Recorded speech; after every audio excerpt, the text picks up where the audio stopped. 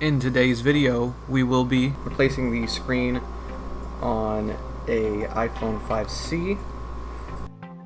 So what you'll need for that is an iFixit toolkit, a pentalobe screwdriver, a pry tool. I'm using the Isesimo, tweezers, y.jonaz Phillips, and I use a black spudger, but you can use any kind of little plastic pry tool.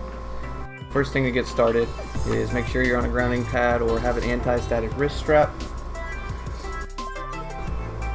So you'll want to make sure you power off the device.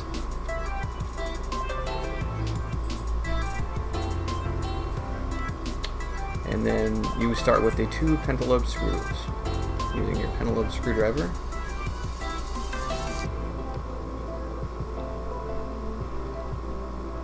Yeah, these are not wanting to come out. You can take a tweezers to get them out sometimes. Got my other tweezers.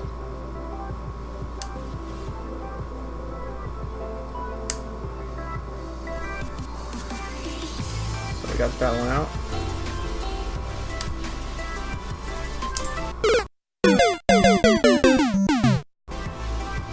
And that one went flying off, so that one is gonna have to be replaced. After that, sometimes this phone will come back on if you were pressing on it a little bit. Take your Isesimo or pry tool and come in at the bottom, but be careful around the home button.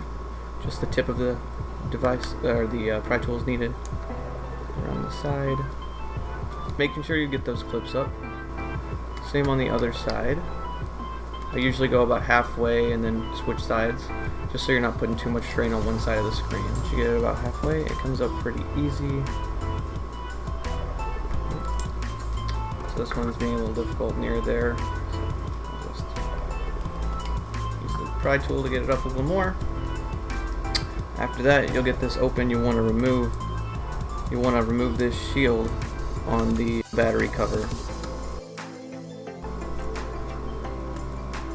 And then I like to arrange my screws in the same order that they came out with the piece they go into. So,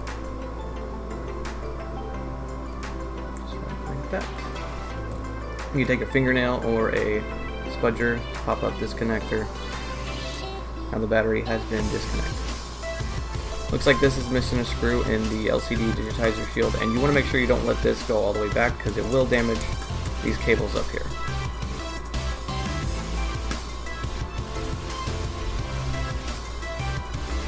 And the screw right here is not magnetized, so it'll be pretty hard to get out. If you can always take a tweezers or something to grip it. Put that right there. Take your pry tool or a fingernail and pop these up. I like to use the pry tool on these guys.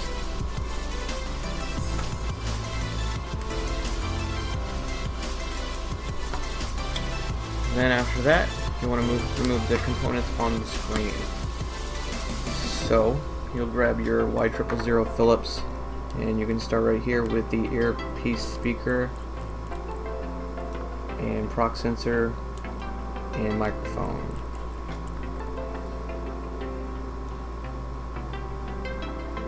So many of these tools get in the way. Just move them to the side.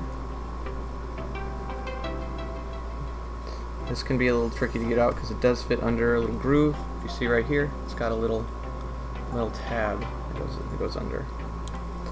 This will pop out now. And then this will pop up right here, like so. And sometimes you'll want to use some heat to get this up, but this has been removed before, so you just kind of go underneath it, your tool, and pop that out. This is connected to the shield, so you don't have to do anything else with that. Next, I like to do the home button. This is actually missing 2 screws. Just one screw is holding this shield in, so we'll just take that out for now. So this will come off. They use adhesive here, so you want to heat it up if it's being difficult, like this one's being pretty difficult. Sometimes they can just come up really easy. You take the spudger, go underneath it, get it up.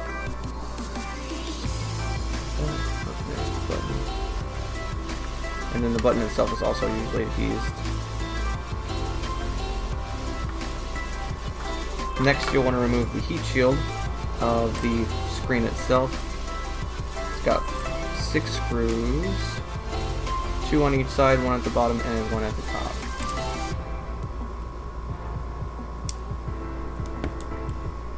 These are all the same size, so you don't have to worry about mixing any of those guys up. Except the top one is actually a smaller screw. And you can just come in from the bottom and lift up. And there goes that.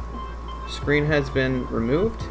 So you'll want to grab a new one. I don't have a new one right now, but you just go in the reverse process and that's it to it. You just pop everything back together and you'll have a new screen on your device.